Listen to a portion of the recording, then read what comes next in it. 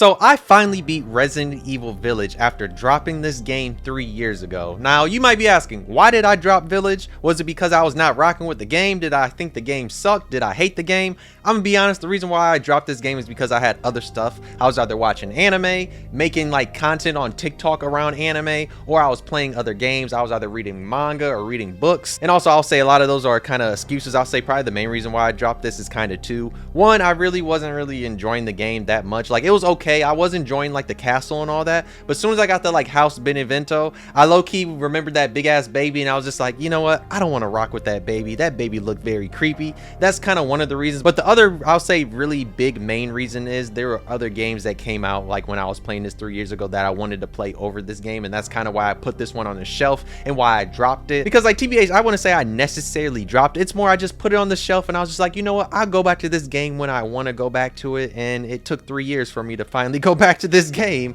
Yes, that's a long time, but then plus like I mean I was halfway through the game too, and I probably should have just finished it. And it's like the thing is I could have been finished this and I didn't even need to drop it because I was like halfway through the game, and I just dropped it kind of just to drop it because I had other stuff I wanted to do instead of playing this, and especially because I had other games I was more interested in than of course like this game. But then after playing this game, I have some thoughts on it because there's a lot of things I enjoyed, there's a lot of things I noticed, and there's also some things that I kind of didn't like. But let's just talk about Resident Evil Village because I finally beat this game after dropping it, and I just want to talk about it and ramble about all the stuff I saw in this game. Now, when I first played this game 3 years ago, I really enjoyed the castle section a lot. I mean, like most people that play this game, they really enjoy the castle section because it kind of just reminds you of the Spencer Mansion because you're in one set location and the castle looks beautiful. But the thing is, like once you leave the castle, that's kind of when to me the game kind of gets like meh. Like House Benevento actually was really good, and it's like in my original playthrough I played a little bit of House Benevento, but I ended up stopping like kind of way before like the baby showed up, and then I stopped. But then when I came back, I went through all that and I realized House Benevento was actually really good because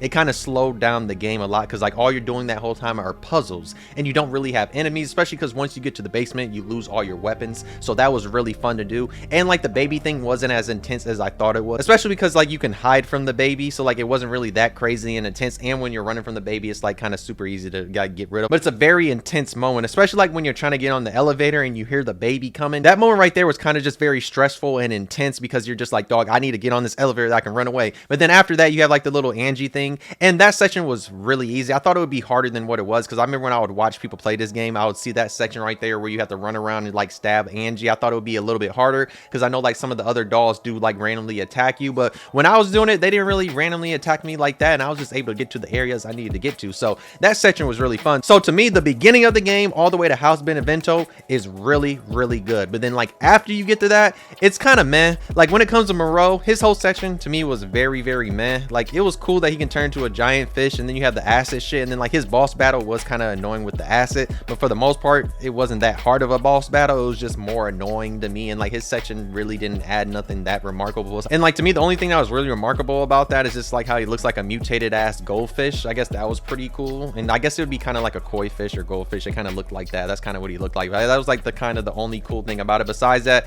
his like whole section is very forgettable. Now when it comes to like the lair of the lichens, that's a really cool section because like you just have the wave of the lichens just coming after you, and that was a pretty cool section. And at the end of the section you have that boss battle against like the big ass lichen. Like that was a cool section, but at the same time it was just another thing that it's only memorable because like you just have all those waves of enemies, but like it wasn't really nothing too crazy. And I mean the game kind of just turns into action horror, and I mean that's really what the rest of the game is. And it's like after House Benevento, the game literally becomes an action horror game, and like the pacing goes super duper fast, and you don't really have no moments that really slow down because like you're non-stop just shooting enemies. Yes, when you go to Heisenberg's place, I will say you do have a few puzzles and stuff you have to solve, but at the same time you have hella enemies you're fighting. And it's like when we go to Heisenberg's factory, that actually is a really cool area. I like that area a lot. In that area you have a lot of very unique enemies, and that was one of the things I really liked. And it's like you have the enemy with the drill, which is the first one you see, but then you like as you keep going through it, you're gonna have them like get more and more armor until like they're just full of a whole bunch of armor. And you even have the ones that can fly, and those are really cool enemies, but they do take up a lot of hits to kill, because mainly because you have to shoot them in their glowing eye, and that sometimes can add a challenge. You can't hit them with a whole bunch of grenade rounds, but then you don't want to waste your grenade rounds like that, but at the same time you get a lot of ammo in this game. Or you can throw your bombs at them too, and that will break a whole bunch of their parts. But I mean, you know, you get a lot of ammo in this game, and you know there's a crafting system, and you can craft so much things in this game. Now Heisenberg's boss fight is a really interesting boss fight, mainly because you know Heisenberg, he's basically Magneto. That's his whole powers, is that he's essentially Magneto, and like you just have like a super mecha ass boss fight at the very end, which is pretty funny.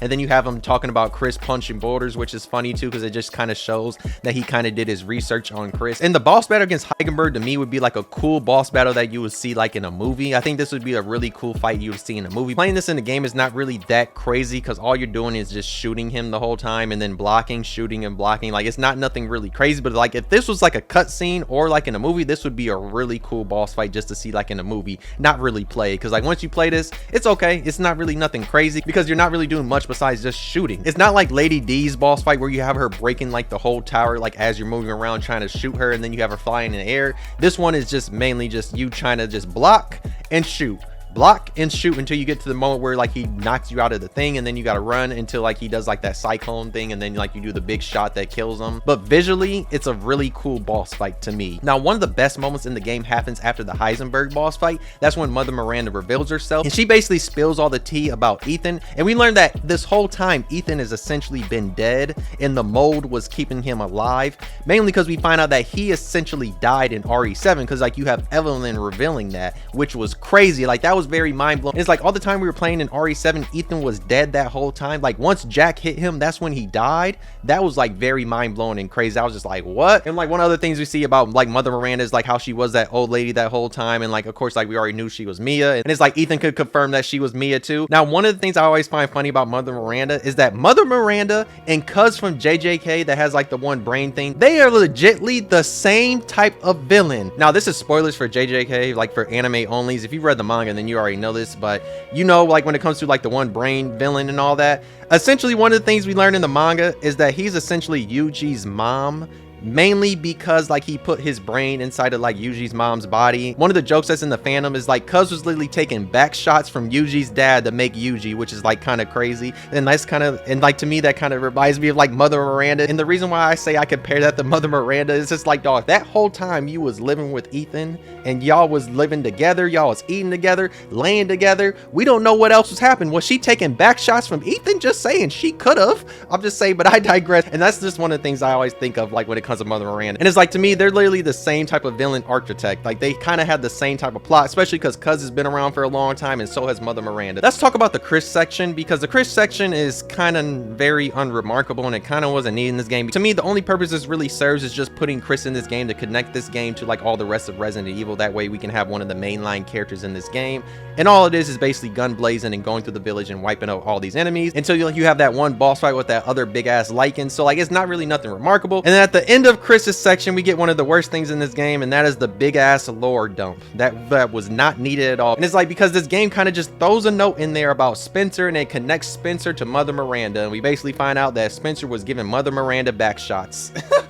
And we essentially just find out through a letter that Mother Miranda and Spencer have a connection, and it was just like, it kind of wasn't really needed. Like, I don't know why they had to make this connection, because like we could already clearly tell in the game, mainly because you have the cave that shows the umbrella symbol. To me, that was enough. We didn't really need that whole letter just to like connect Mother Miranda to the franchise even more. Like, it wasn't really needed. Like, you did have stuff in there that was okay, like seeing the picture of Mother Miranda when like she was on the team that made Evelyn, like that was fine. And then you had the notes that like had her thoughts on like all the different lords and like how compatible they are like with bringing her daughter back, and like, and then you had those, and those ones were fine. It was just like the whole Spencer thing really wasn't needed, because we already saw that there was some type of connection to the series. That's all we really needed, was just to see that logo that was in the cave, mainly because that could have led to theories of just people being like, oh, I wonder who came to this village and like what connection this has to Umbrella. We didn't really need that letter at the end that basically just tries to throw in there that, oh, Miranda and Spencer dated back in the day and they had some type of connection. And it's like, and you have the note just Spencer talking about like how he's gonna go with viruses, and that's what he's gonna go for instead of using the metamyces that like Miranda's going for. And it's like, we didn't really need all that like at all, especially because Spencer's been dead for a long ass time, so we didn't really need that connection at all, in my opinion. Though to me, that was kind of one of the worst things, was just like that big ass lore dump that they have at the very end of Chris's section. Now, I really did enjoy the end of this game, especially because we see Ethan come back, and this is Ethan's last big hurrah, because like he's basically alive on a thread, and we see him take down Miranda, and we see after he takes down Miranda, he has his daughter Rose in his hand, and then we see that he's dying, and that's why he gives his daughter to Chris, and then he takes like the whole button that he can kill himself along with like blowing up the Mega Myces and all. So we see this is Ethan's big hurrah. I really like this ending a lot, especially because it ends the winter story really well. Yes, you do have the DLC with Rose that like ends it even better, and that kind of keeps the book open for like maybe Rose to come back in the future. Or, you know, that could also just be like how, you know, they do with almost every character that's not part of the main cast, how they never have them come back. So, you know, that could always happen to her and she never shows up again, or she could show up again. But yeah, for the Ethan's chapter in Resident Evil, I think it ends on a really good note because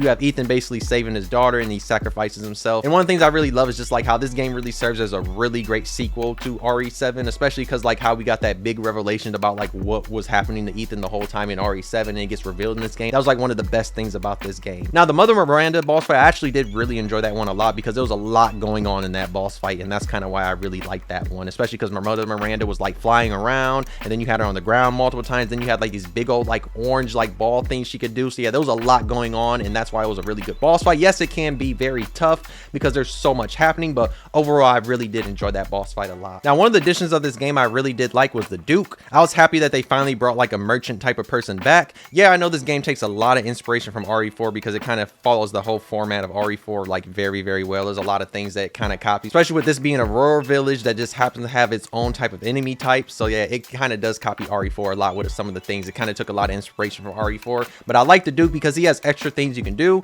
There's a lot of different weapons you can buy from him. Of course, there's stuff you can sell. You also have the whole section where like animals actually play a big role in this game because like there's a lot of things that the Duke can cook up, and a lot of things that you can use. All the different meats that you find in this game could basically make different meals, and like a lot of those meals, they kind of just help you out with your health and other things like that. So that was like one of the cool little additions that I actually did enjoy, like when it came to the Duke. Now, I actually did really enjoy the weapons in here. There's a lot of variety of different weapons, and especially like once you beat the game, you can unlock a lot of different things. Like you even have a lightsaber in this game, which is really crazy. Also, you have a rocket pistol, which is really cool, which kind of serves as, I guess, a rocket launcher in a way. Like it's a cool little weapon that you can play around with, and that's one I really like. Now, overall, I really did enjoy Resident Evil Village a lot, and I'm glad I finally picked this game up. Like it took me way too goddamn long to finally pick this game up. Now, I can't lie, one of the main reasons why I picked up Village again is because I saw RE9 was coming out, and I said, you know what, it's time to finally finish Village. And that's kind of just one of the main reasons why I was like, yeah, let me beat this game, that way I can go into RE9 just in case there's any like connections in RE8. And I mean, there probably is going to be some type of connections in RE9, probably just with the mold and all that, or the Mega Myces, there might be some type of connection, you never know. But that's one of the main reasons why I really picked this game up. Now, RE Village is a fun game, and like it has some highs, and like just know the highs are really good, but also it has some lows because there's some points in this game that can drag or just feel very boring. But overall, to me, it's a pretty good game. But just let me know in the comments, was I tripping for dropping this game 3 years ago,